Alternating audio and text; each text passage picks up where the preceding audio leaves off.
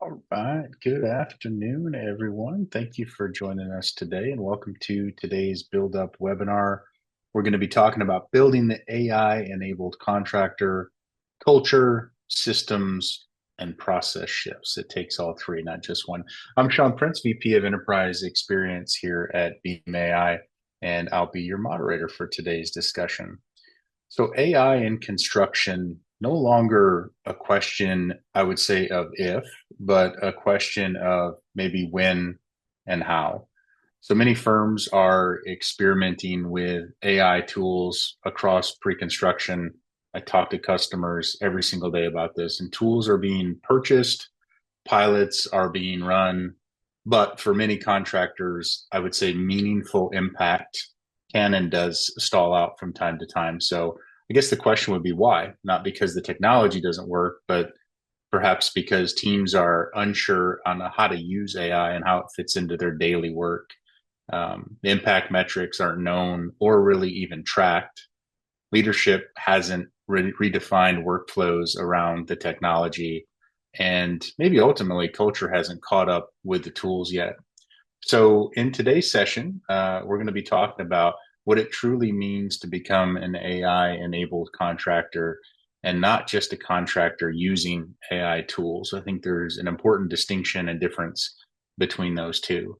So, we're going beyond the technology conversation to really dive in and explore how leadership mindset and culture shape adoption outcomes, why systems and workflows must evolve alongside those new tools that you're purchasing from day to day and week to week, and really how to introduce AI in a way that builds trust, protects the estimator's confidence, and really enables a sustainable scale in your company or in your business. So glad to have you all here. Quick housekeeping item. So this session is being recorded and we'll send the replay out afterwards. But please feel free as we're going through this conversation today with our guests. There's a Q&A box at the bottom. You can feel free to drop questions in there. If we're talking about something specifically and you want to go deeper, we're going to reserve some time at the end of our session today to go through some of those questions, and we'll try to get to as many as we can to address those. We'll also include polls during our discussion today. I believe we have two today to better understand where your organizations are on this technology and AI journey that we're going to be talking about today. So we'd love for you to hop in and interact with us on the polls and the Q&A box down below as well. So we've got a lot to cover today. It's going to be a lot of information we're going to go through today to help you in your AI and technology journey. But first, I would love to get an introduction to our panelists. If you guys would like to come off mute for me, that would be great. And we've got an excellent panel from Carroll Construction Supply today. We're very glad to have Mike and Mark with us. So, Mike, if you could do a quick introduction of who you are, what you do there at Carroll, and then we'll move over to Mark after that. Yeah, thanks, Sean. Thanks, and again, thanks for having us here, and hello to everybody.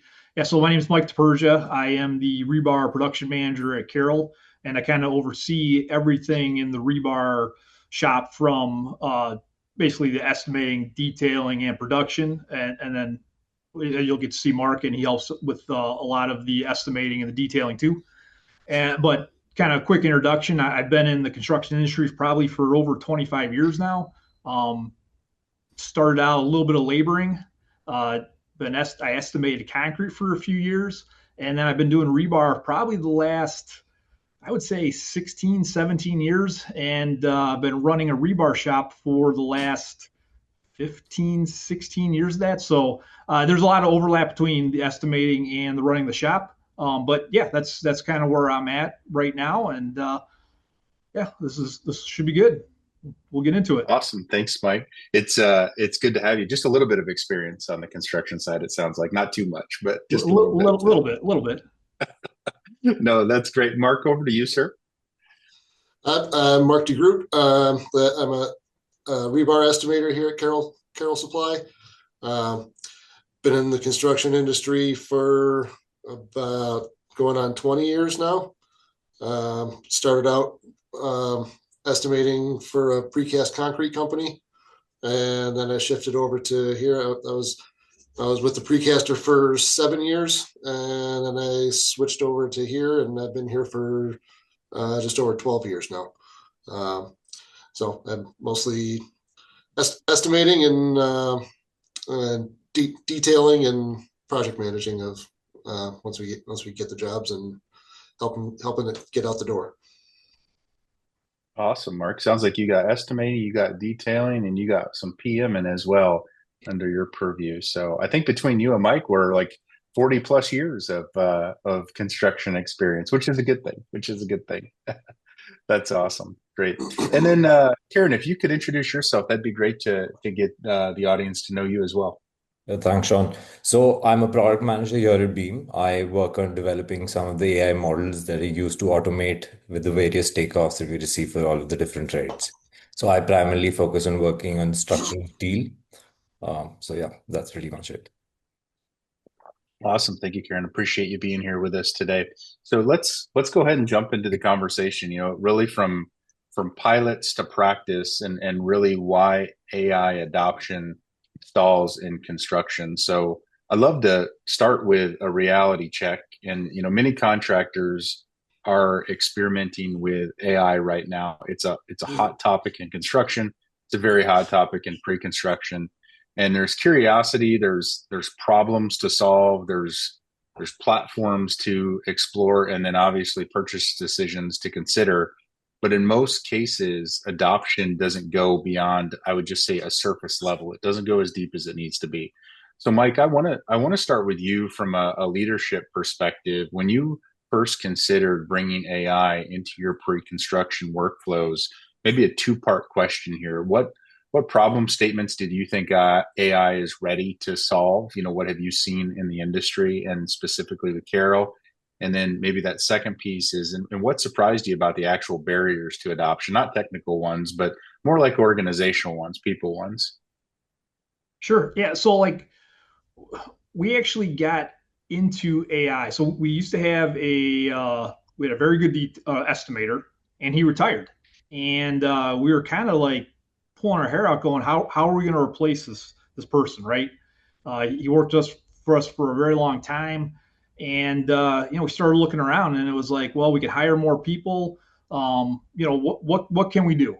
And we came across the AI, and again, we were a little leery about it. Like we just didn't know, we hadn't any experience with it. But after we started kind of looking into it, it was like, what could it do for us, right? And from our standpoint, it was, well, we don't need to really replace people, but what we need to be able to do is get more bids out the door. And if that helps us with not having to maybe hire new people and train them, that was super important to us. And I think from a standpoint, especially with using Beam, is it does do that right. So it helps us get an estimate out the door without us spending maybe 5-6 hours of actual, like, if you want to call it, labor doing the bid. And now we can shift more to actually going after that job, understanding what it is, and trying to sell it. From a barrier standpoint, I think trust of the bid, or confidence in the bid, is super important, right? As you can see here, we got a lot of experience. So if Mark does a bid, everybody at Carroll is confident that bid is close, right? It's good. So we take it at what it is. He comes up and says, hey, on the rebar side, it's 15 tons. And we're like, yep, it's 15 tons. We're not worried about it. And so starting off with AI, it's like, well, it says it's 15 tons, but I don't know where that's coming from. Maybe I don't understand it. Maybe I don't believe it. I definitely don't trust it. And so I think that's one of the biggest barriers with adopting AI is, can I trust it? And it's how do you get to that point, right? The other barrier is, right, you've got all these people that are working on it, and they're like, again, they're leery of it, right? And so you're sitting there and you've got this number, and it's like, well, what do I do with that, right? Do I sit there and I go through the whole drawing and I basically rebid the entire job to say, oh yeah, that's right. So I mean, those are kind of the big, roadblocks in it. Is it's that trust and confident that that bid is correct, and kind of everything that goes along with it. With as an estimator, I don't know what's going on with it. I don't know where that's coming from. And I think there probably is a little bit. I think we're lucky. We're a very small company, at least in our rebar shop. But I would imagine there is some worry that, hey, is this going to replace me, right? And maybe someone might not be super thrilled to get into it. And I think, and we'll talk about it more today, but I think a lot of that is probably false, right? And there's it's really a tool that can help us and save us some time and well, actually a lot of time, and hopefully bring in more work. Yeah, I think that's well said, Mike. We see a lot of just not just with us in particular, but technology in general, right? The estimator role, there's not enough individuals coming out of the trade schools with experience or colleges to backfill the gaps in estimating roles, right, inside a lot of these construction and supply companies. So a lot of times we typically see, there's a need created because someone has left a business or someone has retired. But I think that trust piece is super important, right? To your point, Mark has 20 plus years of experience. Mark puts a bid out, it's solid, it's straight. You have to build that trust muscle with the technology and the AI. I think that's super helpful context. Mark, I want to maybe bring you in from the estimator seat. When AI tools first showed up in your world, what was your initial reaction, and what made you, I guess, to Mike's point, trusted enough to actually use it, or potentially what held you back? I'd say my initial reaction was a little bit of skepticism mixed with hopeful optimism. Because if like the thought of having a computer program be able to do a fast and accurate takeoff on a whole job without having to do much checking was really attractive for obvious reasons. I guess what made me trusted enough to use it was just more, just using it more, and just kind of early on we would take a little more time to double check the takeoffs just to make sure that it picked everything up. There were a couple speed bumps along the way, but once we kind of fine tuned our SOPs, it's gotten a lot better and a lot more accurate, and we really don't have to spend much time at all double checking anything. Say what initially held me back was just some of the constraints with the UI, or with the UI a little bit. It's like file sizes for uploading drawings was an issue sometimes. There was a lower file size limit, but you guys have fixed that.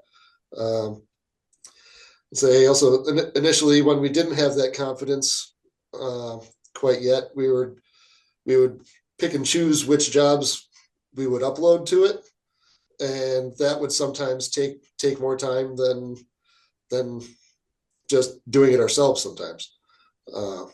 But a lot of the speed bumps you guys have taken care of, and it's improved quite a bit, and that's a really great and useful tool.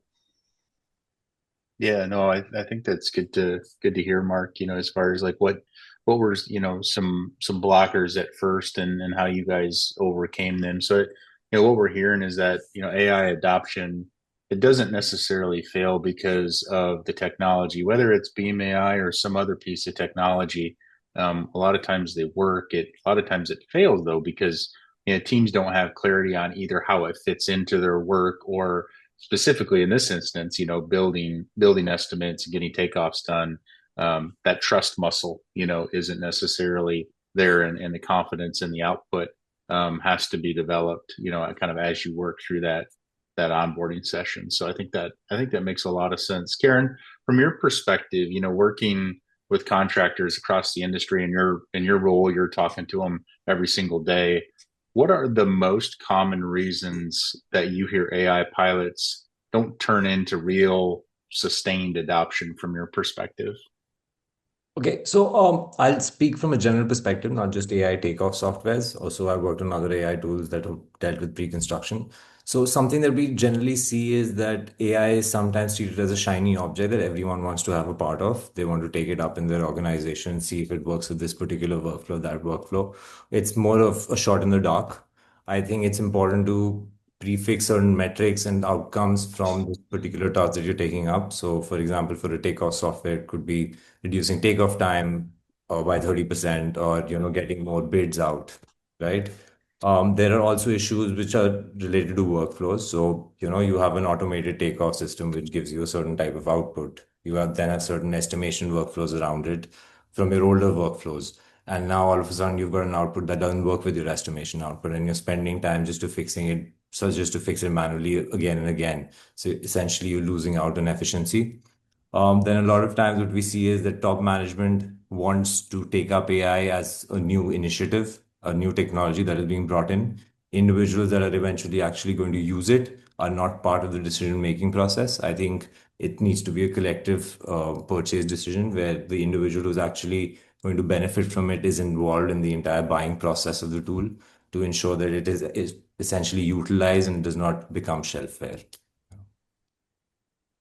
Yeah, I think that's well said, Karen. I think when we think about technology, and you mentioned it right up front, right? That bright and shiny object. I see that maybe too much, right? Where you might have a leader that has an AI initiative right underneath their name, and whether they're an owner or a leader inside of a company, um, welding that leader to the actual users, the end users of the software early on in the process is a big success point. So I think anybody listening today, if you're a leader or a business owner out there and you want to make something work from a technology perspective, whether it's AI or not, bring in your team that's going to be using that end user, using the software essentially. Bring them in early so you get buy-in and kind of decision making alignment there early on. So I think that pattern, I would say, is pretty clear. AI doesn't necessarily become,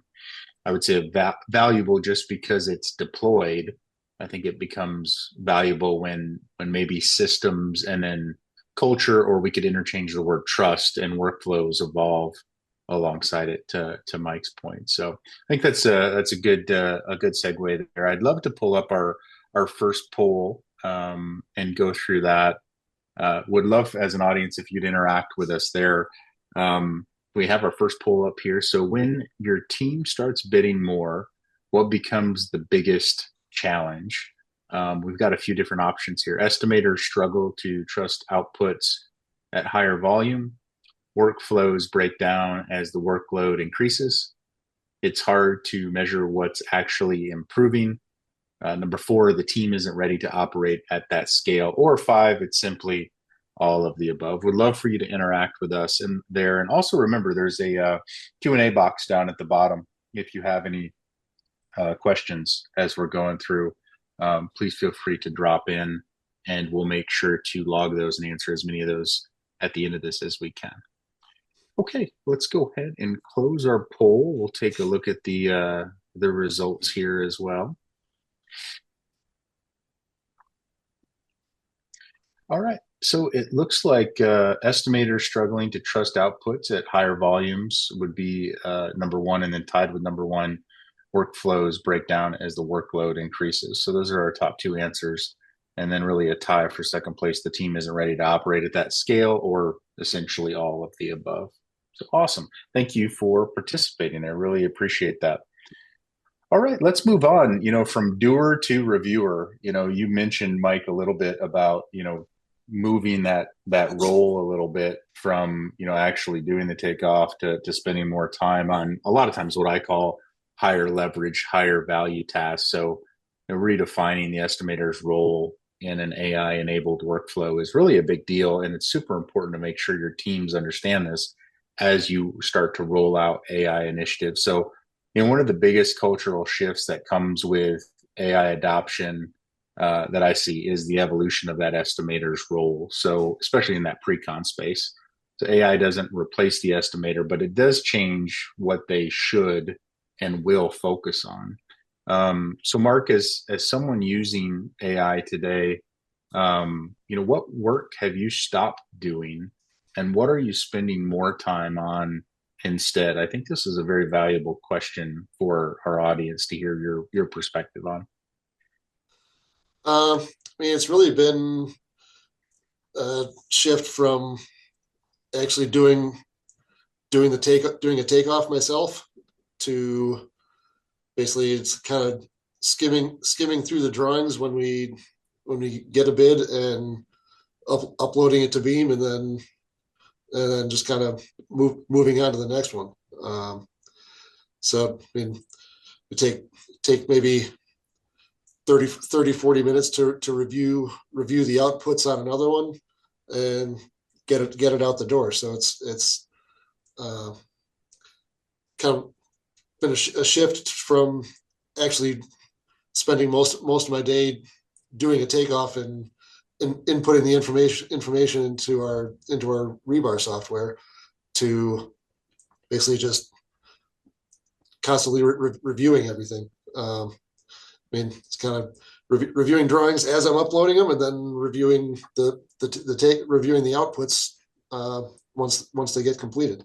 So it's really helped get a lot more volume of bids out the door because, as Mike said, when our other estimator retired, he handled a lot, and he left some big shoes to fill, and Beam has helped us stay afloat, I guess. So Yeah, no, that's good feedback there, Mark. So essentially, you have more throughput, since you're not necessarily having to do it. I've heard a lot of customers also mention like, the scope validation piece and just kind of overall pricing strategy, right? A lot of times you have those customers that you can get to when times are slow, but once peak season hits, it's hard to get to those customers you don't necessarily think are core customers. It helps you, increase your throughput and make, more core customers essentially. So I think that makes a lot of sense. Mike, from a management perspective, how important has it been to protect that shift to, really ensure the estimators aren't just doing the same work faster, but are actually operating, what we would call at a higher level? Oh, for sure. Yeah. So, I mean, I think there's two ways you can look at it. The first way is how Mark's talking about it, where you can just get more done, right? So instead of spending those hours on what I like to call busy work to actually produce that estimate, you can just get it done, right? So you go through it. It takes you a couple minutes. You get it out the door, and you can go on to the next one, and you can actually get a lot more done in a day. So that's one way of looking at it. And I think that's a great thing. The other part that I like though is so now we're not spending as much time on the estimate, right? So now the estimator has more time to either reach out and maybe talk to a customer, maybe actually try to sell that job, instead of just, hey, I got to get this done. I got to get this done. And you do get in a pattern where it's like, I don't have time to talk to the customer. But the problem is like you could estimate all day long. If you don't talk to the customer and you don't get that job, you've wasted a lot of time. So, I mean, there's multiple ways of looking at it, but it frees you up to be able to do something I would consider more important than the actual busy work of doing the takeoff. And from our standpoint, we actually, like Mark's a big project manager for us too. And so it's like, he's got time now to actually look at some of these jobs. So when phone calls are coming in, people are, hey, what's going on with this? Hey, I need this figured out. Because as you know, everything is last minute. Everything is fast paced. And so now it's like, you used to have, hey, it's going to take me 8 hours to estimate this. And I know during that 8 hours, I'm going to have 15 phone calls of someone screaming at me saying they need something, but I got to get that estimate done, but I got to do this other part too.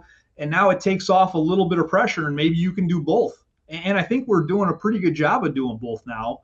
And it's a big change for us. Obviously, the more bids we get out from the way we operate, there's a better chance we get more work. But from what the standpoint that I really like is, hey, our guys aren't tied up so much doing that busy work, and they can go on to more important things, which is selling the work, and then once we have it, actually managing the work. Yeah, I think that's really well said, Mike, because ideally this could impact close percentages, right, or win rates because Sure. your team's able to spend more time with the customer instead of, counting on a takeoff. And then also, to Mark's, situation, and then also a lot of other situations, you have a lot of project managers that are responsible for selling the work and then also performing the work. So if you can take more care and what I might call diligence on the project management side, because you have some more time, potentially higher, margins on that work, it gets done more efficiently as well. I think that's a great point. Yeah, for sure. It stops some of the scrambling too. It's the last minute stuff gets really hard, and if you have just a little bit more time to spend on whatever it is that's coming in, from your customer, hey, I need this fixed right this second. It does, there's less chance of making mistakes, and mistakes always cost us money, so it's always a good thing. Yeah, absolutely. Could be a quality of life win as well. Just Oh, getting for some sure. time back where you're not having to scramble all the time. I think that Yeah, makes a lot of definitely. sense. Karen, when contractors, right, successfully adopt AI, from your perspective, what does that role transformation typically look like from your perspective, and what happens, when firms skip that step? Yeah. So essentially, as can be seen by Mark's and Mike's response, they're spending more time on reviewing and validating the AI outputs these days than doing, the entire manual takeoff annotation process. So what we'll essentially see is that the role of an estimator evolves into the role of a reviewer, whereas the takeoff is concerned. And then the estimator can focus on other aspects of the entire pre-construction process, finding better fit bids, value engineering to improve margins, assessing different types of risks associated with the project, essentially focusing more on the needle moving aspects to facilitate greater growth, right? So your AI handles basically the what, and the estimators are handling the how and the why, which is basically constructability and profit. If people are laid back and they do not adopt to these changes fast enough, you'll find competitors who've adopted it, streamlined their workflows, ending up bidding way more, facilitating far greater growth, right? In the end, the goal is to maximize efficiency, and that is what we can see AI is doing across the board, not just in construction.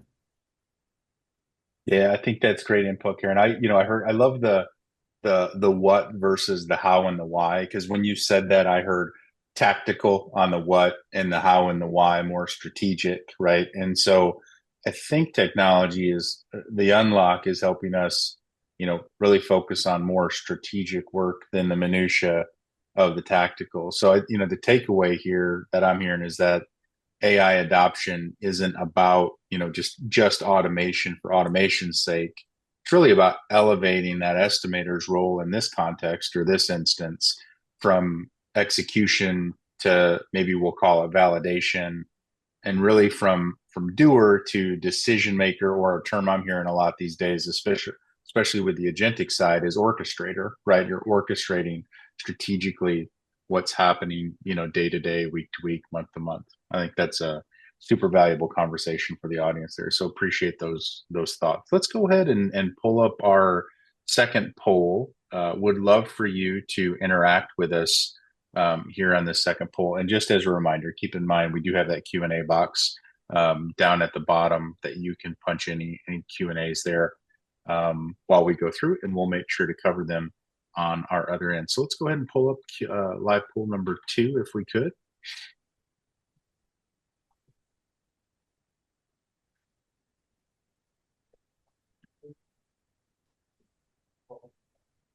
All right, I'm not seeing the poll come up just quite yet. We might have to come back to that. Oh, there we go. Okay. All right. Is an AI-enabled workflow, where do you think estimators should be spending most of their time? So in an AI-enabled workflow, where do you think estimators should be spending most of their time? One, reviewing AI-generated takeoffs for accuracy. Number two, pricing strategy and risk assessment. Number three, scope validation and clarifications. And number four, training and quality control. All could be useful use cases, but would love to understand, where do you think estimators should be spending most of their time? We'll give just a couple more seconds there to interact with that poll. All right, let's go ahead and close it out and see our results here. Okay, so really pricing strategy and risk assessment, which makes a lot of sense, is number one, and scope validation and clarifications number two. Those RFIs are super important, along with those exclusions as well. So great, appreciate you interacting with us there. Moving forward, let's go into really our third topic, and it's going to be around workflow redesign versus tool layering. So building systems that support AI, not just tools that use it essentially. So, here's where many firms, I would say, get stuck. They add AI tools on top of old workflows, and then, essentially are left there wondering why nothing has changed. So Mike, when you brought AI into Carroll Supply's pre-construction process, what had to change beyond just just using a different tool or just the tool itself? Yeah, I mean, I think when we first started, we weren't quite sure the best way to go about it. I think Mark touched on a little bit. We were picking and choosing what to send. We didn't want to send anything complicated. We wanted to send simple stuff. And as we grew more confident with it, as the months have gone on, it was like, man, this was kind of stupid. We should send everything. And I think that was our biggest issue, is like, we just needed to use it, right? And it sounds kind of stupid, but it was like, when we were trying to be strategic about how to use it, we weren't using it the right way. And we were running into problems where, we had to get a bid done, but we didn't send it. We didn't have the AI attempt to do anything with it. And so now somebody's got to jump on it. And it was causing all kinds of problems like that. And we just, the flow wasn't good. It was very intermittent, I guess, of what we were getting covered. And again, I think I talked about it. It's like, from our standpoint, the more bids we get out, the better chance we have of bringing work into us. Because it really is. If we don't get a bid on something, nobody's going to call us up and say, hey, just do this job, and we got to provide a bid. And so we were still missing bids, and I mean, that was kind of the problem at the beginning, right? When our original, one of the estimators, when he did retire, we at that point we weren't really keeping up with all the bids as it was, and now we're using AI and we're still not keeping up with the bids. So nothing really changed, right? And then once we said, hey, if we can really just use it and really try to use it for every single bid. Right now, we still do miss bids. I'm not going to say we're perfect, but it's so much better. Yeah, I think so. Engineering that workflow to where it's I guess, more smooth and less disjointed helps give you guys back some time. Mark, on your end, is there any additional thoughts you might add to what Mike said there?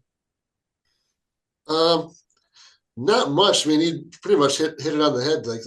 Like he said, when we were trying to be strategic, like we just ended up not using it when we should have been. So I mean, early on, the amount of time that it would take for AI to complete the takeoff was a little bit longer. So, and a lot of times, as Mike said before, everything's last minute. So we get five customers a day sending us bids that was like, hey, this is due tomorrow. And so early on, uh, Beam wasn't able to turn things around that quickly, which you guys have been lately, and it's been a lot better and easier to use and easier to be more confident in it. So Yeah. like Mike said, it just took just basically give it giving ourselves over to it and just kind of forcing ourselves to use it for everything um, has improved it a lot. Yeah, I think Yeah. that's good feedback, Mark. Sorry, Mike, go ahead. Oh yeah, I just wanted to add to it. I mean, the process that kind of made us feel better about everything as we were using AI, right? We're picking up work, and then like on the rebar side, it gets detailed out, right? And so we got a real answer of what that job weighed, and then we had our bid, and you could compare the two, and it just kept getting, you know, every job we got, and we were able to compare it to what actually was.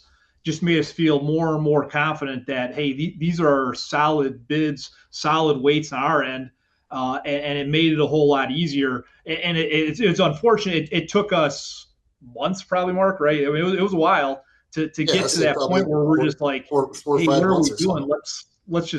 Let's use it. So, but yeah, it's been very good for us, and it's been helpful. Yeah, I think you went through a validation process, right? Kudos to you, Mike, for going through that process. I remember we had a lot of conversations about, hey, we're double checking this output and what we bid versus what the detailing is coming back on.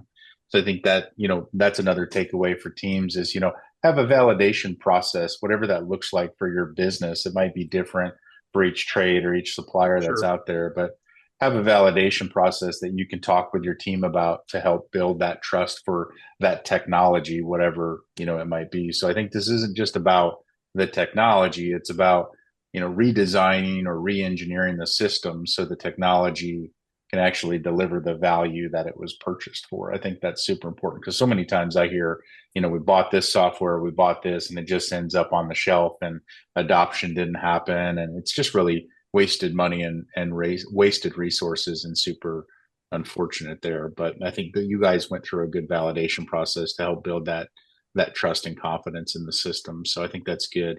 Moving over to culture and leadership, I think this is a big piece of it. The hidden infrastructure of AI adoption. So much we focus on the technology and the features of it, right? But a lot of times it comes back to culture and leadership inside the business. So let's talk about maybe what we might say the softer side, which is actually the harder side of AI adoption is that culture piece. So, Mike, from a leadership perspective, what mindset shifts did you have to make or encourage in your team to really move from experimentation to that real adoption in that process we just kind of talked about? Yeah, no, for sure. It just leads right, just from what we were talking about. The, it was, I don't want to say forcing, but you know, kind of telling everybody, hey, we just got to keep using it, right? Like going in, the final end result of AI is right is you're going to get more done and have more time, and it's a great thing, right? If you can get to that point, that's the end goal, right? I'm going to get more done and have all this extra time. And the problem again we had was how do we get there, right? And it was building that confidence in it. And so there was at the time it was maybe telling some of the guys here, hey, let's just make sure you're up, make sure you're using it right, and staying on everybody until we did get to that point where everything really is going through there, within reason, right? I mean, obviously there's still things like Mark touched on. We get stuff last minute, and we do a physical takeoff and all that. But from a leadership standpoint, there was times where I was just like, hey, we just got to do this because you can see where the end is, but if you don't start doing it now, you'll never get there. I don't know if that makes sense to you, but that's kind of how we started off. It was a little slow to adopt, I would say. and for valid Yeah, and I reasons, would say, obviously. well, yeah, you guys, the bids you're putting out are there's a large risk inherent in those bids that you're putting out, into the world and into the construction space for sure. And I think I'm hearing also the transparency piece as well, right? You guys went through that validation process that we talked about earlier, and you talked about it as a team. So there was a lot of I think that's probably the transparency piece is something I see the biggest. I talked a little bit about it earlier when you might have a visionary leader, in the business, owner, leader inside the business, but doesn't connect it back to the team, right? That's going to actually be using it day to day. And I think I saw you do that, Mike. Kudos to you. I saw you do that on our meetings, right? You had this validation process that you weren't just keeping closed book to yourself.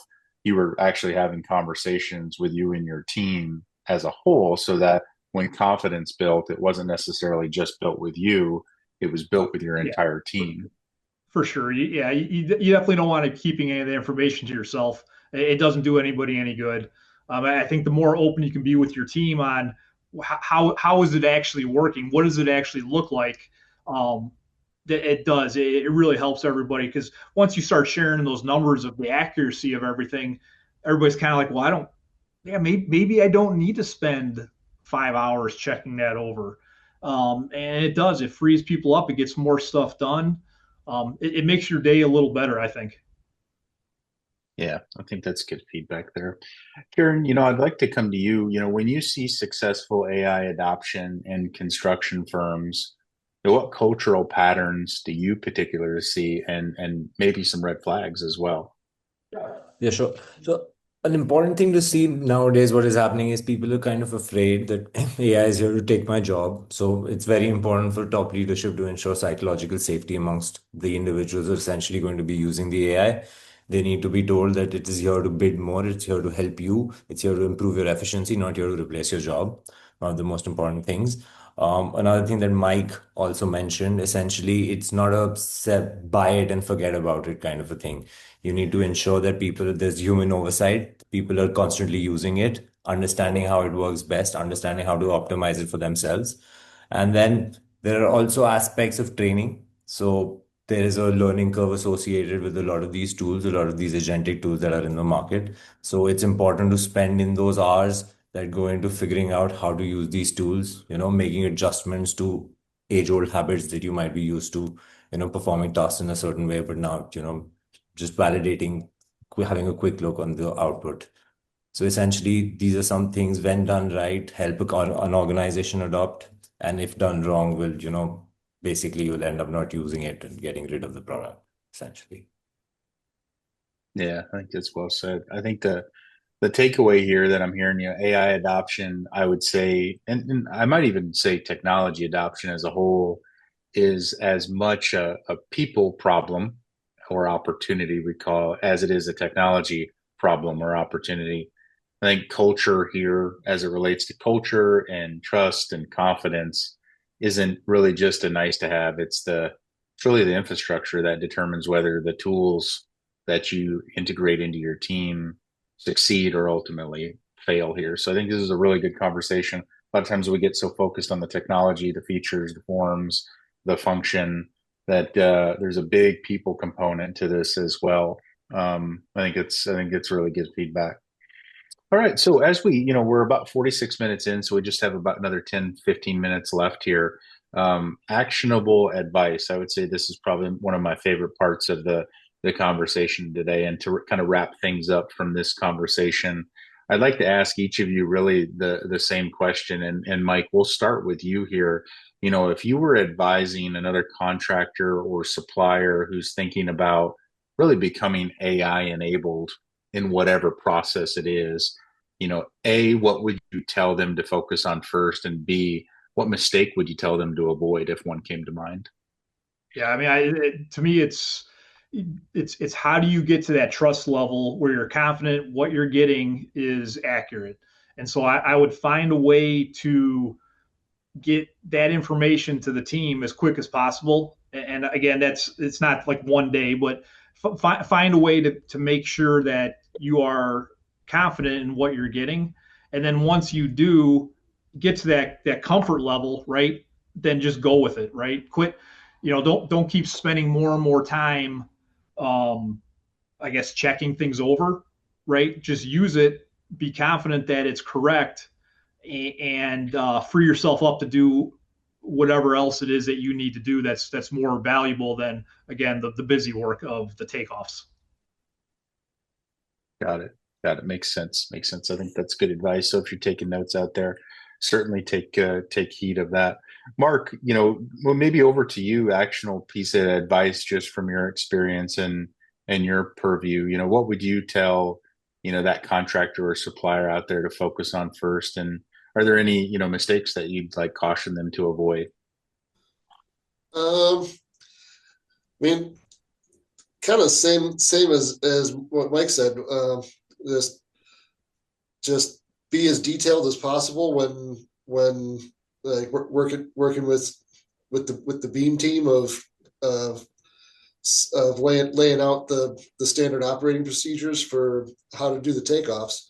Just be give give as much information as possible and as to be as detailed as possible. And there's no limit to what it can do for you. Say mistakes to avoid is, let's say, avoid hesitation, I guess, because that was really like one of our only real mistakes was how slow or how slow we were to kind of give ourselves over to it. So like Mike said, once you get to that confidence level, just go all in. That's great feedback there, Mark. I think that's one of the best actionable advices that I've heard on the technology front is avoid that hesitation. If you're gonna go in, go all the way in. I think that's good feedback there. Um, awesome. No, that's good. Karen, from your perspective, what would you tell a contractor or supplier to focus on first from your unique perspective as a product manager here at Beam AI? And then is there any mistakes that you see that you would tell them to avoid?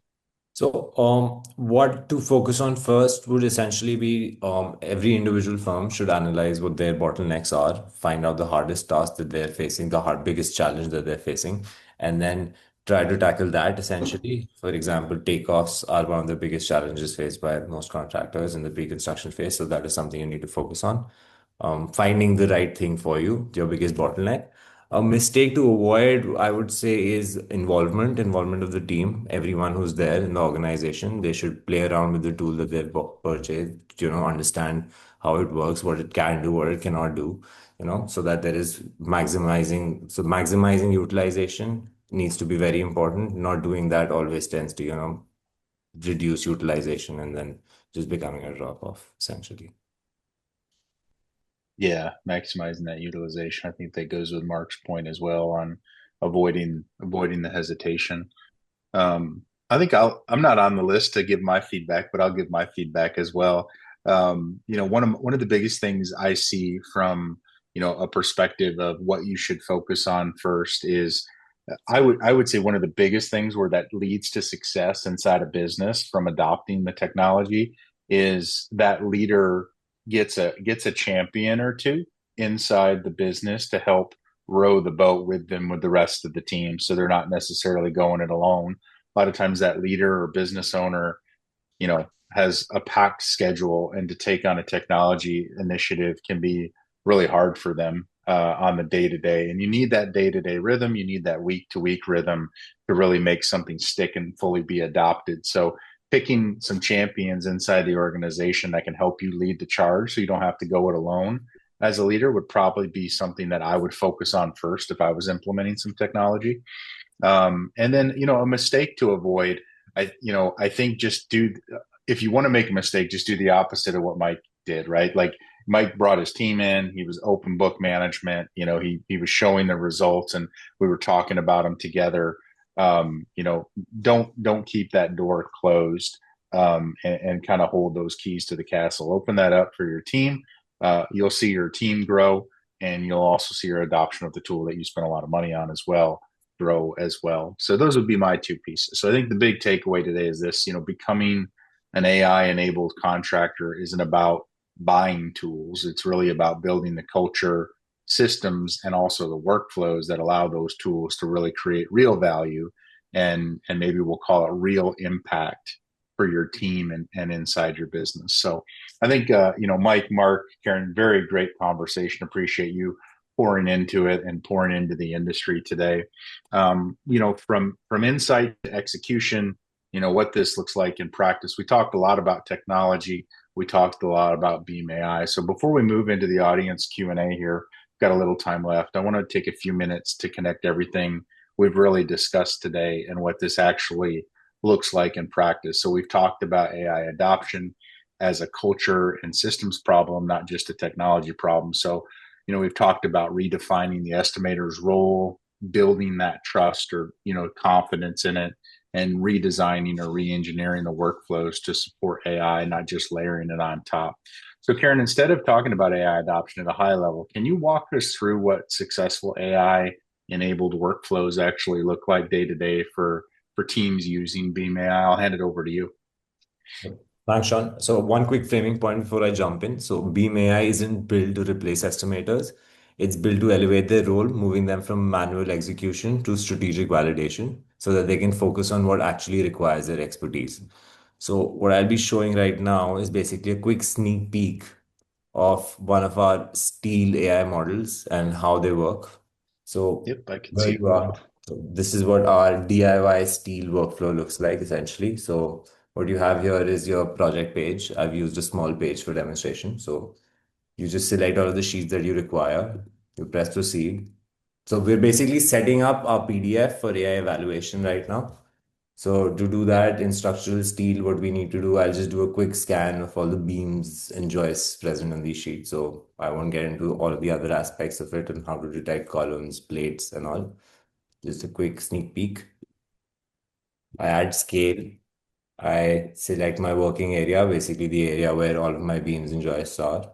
I choose beams and joists, and then all I do is press proceed.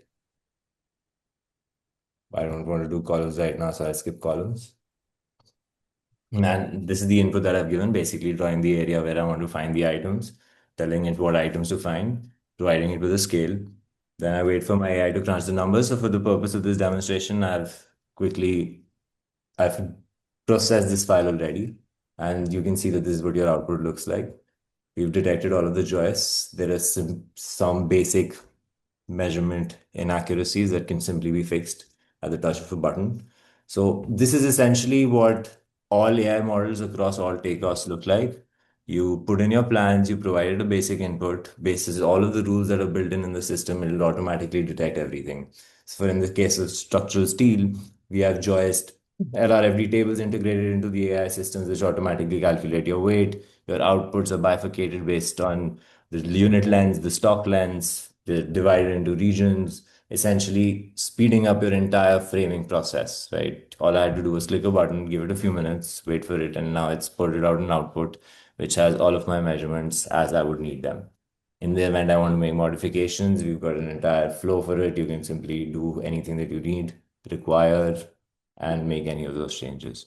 So this was a quick sneak peek of our Beam AI platform, specifically, which is the models that are used for structural steel. So the goal here isn't automation, it's trust, consistency, and role elevation. So AI becomes an enabler of estimator effectiveness and not a threat to it, essentially. So, yeah. Awesome. Thank you, Karen. Appreciate you walking us through that. And that was specifically what you showed us for steel, correct? Yes. So we, like Sean, we have different models across different trades, right? Each of these models churn out the numbers for everything specific, whether it be for rebar, in the case of rebar detailing, it could be volume of concrete, it could be length of duct for HVAC, the whole variety of things. You've got a specific, highly customized model to target, picking up values from the spreadsheets for those particular use cases. Awesome. Beautiful. Thank you for walking us through that. All right. I always leave not enough time for Q&A somehow, but we've got 3 minutes, so we're going to try to fit as much in as we can. So let's open it up for some questions. Feel free to drop any questions into that Q&A box as we go through here as well. And you can also scan that QR code to learn a little bit more about Beam and getting contact with us. So I'll take the first one right off the top. It mentions joining from New Zealand, when will support us here in Australia and New Zealand? Any plans for this? First off, it's, I think, super late or maybe super early in New Zealand at this time. So thanks for joining us. But yeah, we have a few customers there in the Australia and New Zealand area as well. So feel free to scan QR code, hop on a demo with our team, and we can walk through the specifics of your situation and let you know if it'd be a good fit going forward or not. We'll certainly help you, make that decision intelligently there. So thank you again for joining us from all the way in New Zealand there. Okay, let's go to the next question here. And maybe Mike, I'll come to you on this one first. Based on your experience, what's the best way to introduce AI to a team that's skeptical or hesitant or maybe stuck in their old ways? What do you have any pointers that might help for Yeah, I mean, introducing AI? yeah, I think the way we did it is we started with jobs we had already that were our jobs, right? So we had jobs that we had actually shipped, and we had the AI do the takeoff on those jobs, and that's how we started. We kind of compared. So I mean that's kind of where I would start. I would take you've got a known quantity, and then have the AI try to see what it can do and start there. I think that's the best way, and then you can kind of see because I think the very first bid we did, we had it was a big school. It was ugly. It was messy. And the takeoff came back really close. We were impressed because it was something that would have taken us at least all day, maybe a day and a half to do a takeoff on. And we got a quote back or the takeoff back and really fast. And yeah, that's what I would start with. Yeah, I think that's great feedback. It's using something where you already know the truth helps validate the output as well. That makes a lot of Sure. sense. Um, okay. No, I think, maybe this one for you, Karen, I'll come to you on this one. What's the difference between using AI as a tool versus becoming an AI enabled contractor? And I asked this of you just because I think you have a unique perspective, just because you see across a lot of different contractors and a lot of different trades. I think you'd have a unique perspective on this one specifically. Okay, so one of the answers that I provided initially also adds on to this.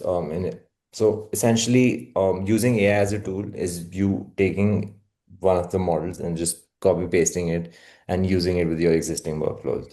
You found a way to do it in a certain way, and then you're just putting it in there. So essentially, say you're doing double work where your estimator is also checking the takeoff again and the AI is giving you the output. So essentially, you're just wasting time, right? You're using it as a tool. Whereas if you redesign your entire system, you become an AI-enabled contractor. So your workflows are actually changed to optimize for it. Your estimates are directly generated from that AI takeoff workflow. And essentially, you're able to use that technology to deliver value immediately, right? You're establishing handoff points, you're standardizing your workflow processes so that the AI can be plugged in a very efficient manner, essentially. No, I think that's well said. It's kind of a difference between layering on top and actually just integrating or re-engineering those workflows as we go. No, I think that's really good, Karen. Um, you know, Mark, just real quick as we wrap up here, what would you say? How do you prevent AI from becoming just another, I guess, underused tool in the tech stack? I see this happen so much, whether it's pre-construction, whether it's in construction in the field. There's a lot of underused tools in the tech stack. Do you have any thoughts on how do you prevent that from becoming, an underutilized tool? Um, I mean, again, like I said before, just just got to jump into it with both feet, I guess. Just, I don't know, it's kind of a tough one, but it's like, how do you get people to change their ways? I guess show them that it works, and like to what Mike said before, like we had our initial checking phase, and like once we realized how accurate it is, we stopped wasting time and double checking everything, and you just pretty much give it a once over and get it out the door and move on to more meaningful tasks. Yeah, I think the one thing I'm going to take away from you today, Mark, is the no hesitation. I need to put that on a t-shirt. It's up there with Nike's "Just Do It" as well. You can use that not just with technology, but in life. I really appreciate that. So thank you so much. I appreciate that input. So that brings us to the end of today's session or episode. A huge thank you to Mike and Mark from Carroll Supply for really sharing such practical, real world insight into their world and how they've adopted technology. And thank you, Karen, for walking us through what this looks like in practice. And thank you to everyone who joined us live today. We've got Carroll's information. If you'd like to reach out to them to help supply you with your construction supplies, feel free to scan that QR code. Mike and Mark will take excellent care of you. I can attest to that fully. So we'll be sending out the recording sometime next week. If you'd like to learn more about Beam AI or continue the conversation, you can see the QR code here for Beam AI. You can scan that and reach out to our team as well. So thanks again for being part of the BuildUp community. We'll see you in the next episode. I hope everybody has a great day and a great afternoon. Thank you so much. Bye. Thank you. Bye.